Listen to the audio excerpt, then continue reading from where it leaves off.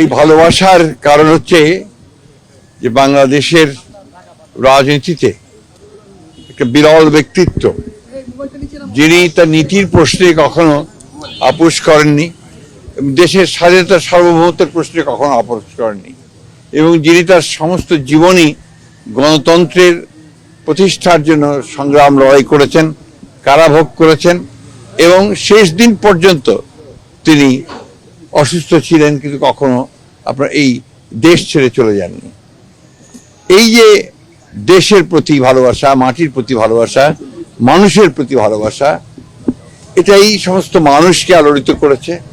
এবং তার এই দেশের এই ক্রান্তি লগ্নে যখন তার ওই অবগত্য সবচেয়ে বেশি প্রয়োজন ছিল, সেই সময় তার চলে যাওয়ায় মানুষ সেই কারণেই সবচেয়ে মর্মাহত হয়েছে।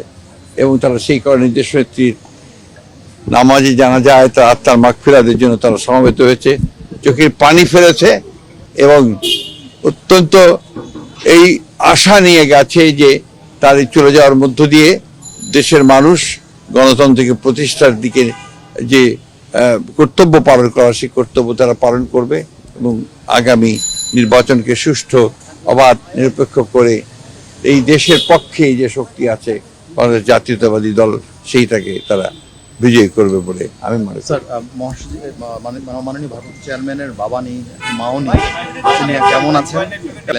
আপনাদের উপর দায়িত্বটা বেড়ে গেল কিনা?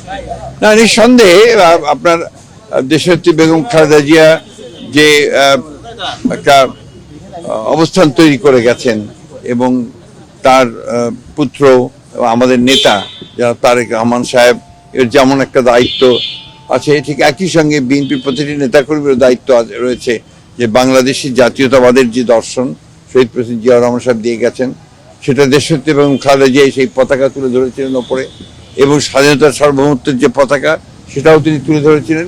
একইভাবে তারেক রহমান সাহেবও সেই পতাকা তুলেই জনগণকে সঙ্গে নিয়ে এই দেশের স্বাধীনতার সার্বভৌমত্বের জন্য তিনি কাজ করবেন, রক্ষা করার জন্য কাজ করবেন, তাকে সুসংগত করবেন এবং গণতন্ত্রকে প্রতিষ্ঠা করবেন। এটাই মানুষের প্রত্যাশা। আগামী নির্বাচনে ম্যাডাম যেহেতু নেই, নির্বাচন তার কোনো প্রভাব পড়বে কিনা বলে মনে করেন?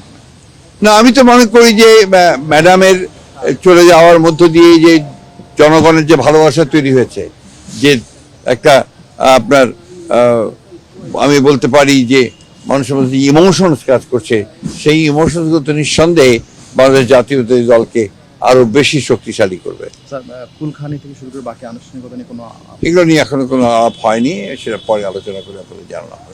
হ্যাঁ, থ্যাংক ইউ।